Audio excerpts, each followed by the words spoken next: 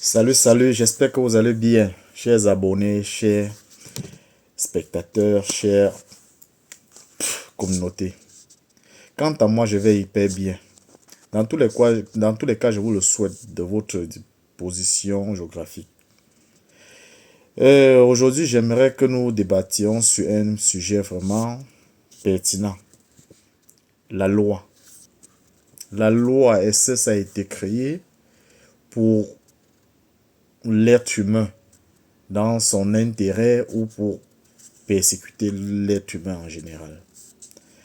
Est-ce qu'on a créé cette loi réellement pour l'avantage, pour aider le citoyen lambda en général ou pour juste nous persécuter? Si je pose cette question, c'est pour qu'ensemble, vous et moi, nous puissions en débattre. Sincèrement, vu ce qui se passe dans le monde et dans nos différents pays, est-ce vraiment une loi créée pour aider l'être humain, pour aider le citoyen? Pour moi, pour ma part, je pense que c'est pas vrai. C'est pour protéger une certaine classe sociale.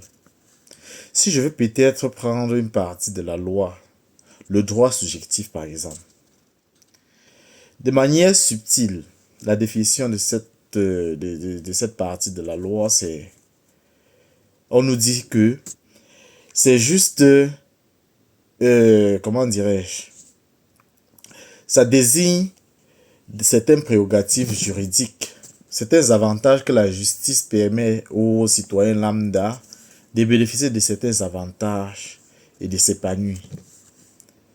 Est-ce vraiment le cas, nous citoyens, quand nous constatons dans notre vécu, est-ce réellement nous ressentons, nous retrouvons dans cette partie du droit, dans cette loi, est-ce que nous nous retrouvons? Si on veut citer quelques exemples de cette loi, je prends le cas par exemple de la créance. Si tu veux par exemple contracter un crédit dans un pays étranger, surtout les étrangers, prenons un peu le cas des étrangers. Alors qu'on nous parle, on nous dit que la loi, nul n'est au-dessus de la loi est équitable pour tous, la loi nous met au même piédestal, mais je ne pense pas. Parce que quand tu es peut-être dans un pays, en tant que migrant, de manière régulière ou irrégulière, restons même beaucoup plus sur la légalité. Parce que quand on veut parler du droit, de la loi, on va beaucoup plus parler de ceux qui sont de manière légale, qui vivent de manière légale dans un pays. Est-ce que quand vous avez un souci, vous remplissez tous les critères pour peut-être bénéficier d'un crédit?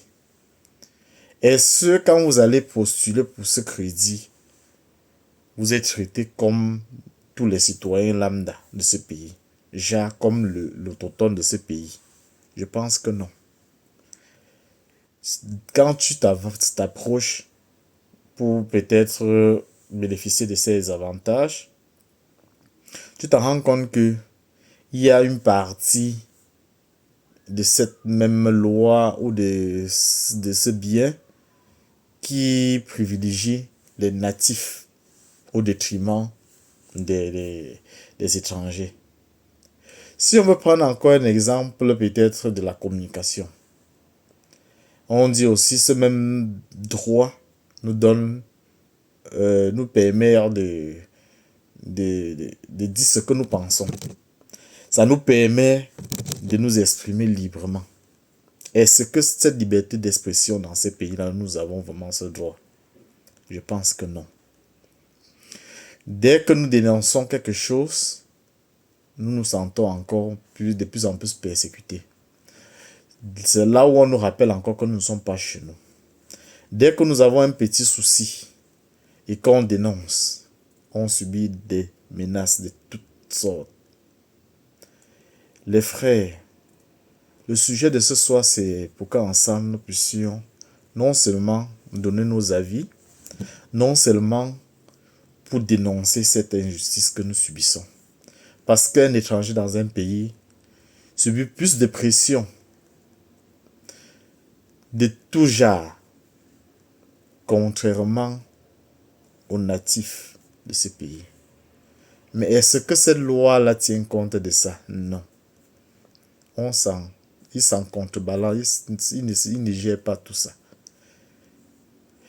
Si on veut prendre encore un exemple de ce droit, par exemple la propriété,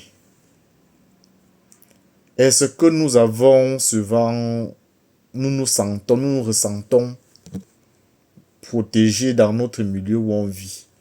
Notre bien, est-ce réellement nous nous sentons libres avec ce bien? Prenez un exemple, quand tu loues une maison et que ton voisinage, par exemple, n'aime pas les étrangers dans leur milieu et qui passe le temps non seulement à faire des faux rapports te concernant à ton bailleur, soit il passe le temps comment dire, à te persécuter. Est-ce que quand tu t'en vas te plaindre, tu te sens réellement protégé? Si oui, est-ce que tu ressens vraiment le droit de la propriété là quand tu vis dans ces milieux? Je pense que non. Non seulement quand tu as les visiteurs, on ne te permet pas. Surtout ceux qui vivent par exemple dans les pays du Maghreb en particulier. On va te limiter les visiteurs. On doit t'empêcher de vivre librement chez toi. On va même empêcher quelquefois tes enfants de s'amuser, de s'épanouir chez eux. Juste parce que ton voisin qui n'aime pas les étrangers, son humeur, il n'aime pas l'humeur du voisin. Directement, il vient frapper à ta porte. Il appelle, je ne sais pas, l'autorité ou le propriétaire pour balancer du n'importe quoi te concernant. Si aujourd'hui, nous parlons du droit, c'est pour qu'ensemble, nous puissions non seulement partager cette vidéo pour ceux qui sont nouveaux sur cette page, ou nouvelles sur cette page, de liker, de partager et de commenter. Et j'attends aussi vos témoignages pour tous les abus, pour toutes les injustices que vous subissez dans votre milieu. Car déjà, à travers notre chaîne, nous devions non seulement dénoncer ces injustices, mais aussi nous protéger en retour. Sur ce, portez-vous bien et bonne soirée. Ciao, ciao.